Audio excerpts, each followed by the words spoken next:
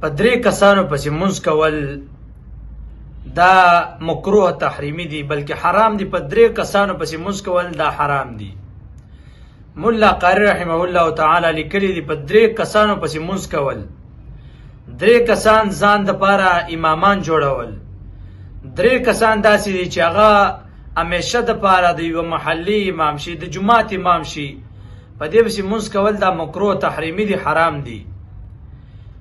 یو هغه کس دی چې د مونځ ګډوډي، جاهل له مونځ ګډوډ دی، د قرآن مجید الفاظ ګډوډ وي، معنا غلطه راځي دا غینا، او دا په دغه محله کې امامتي کې، دغه جماعت کې امامتي کې، قوم له امامتي کې په خپل باندې مونځ ګډوډ دی، الفاظ ګډوډ ادا کوي، د قرآن مجید حروف دا ګډوډ وي.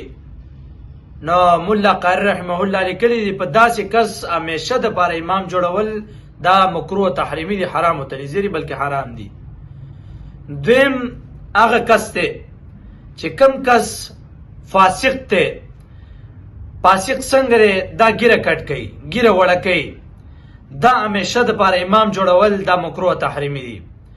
دغه رنګ ډرامې غږی، فلمونه غږی، په ګانو باندې ټیک ټاک جوړي، ښکاره ګناهونه کوي، بیم دغه کس ته د محلي امام جوړي همیشه د پاره.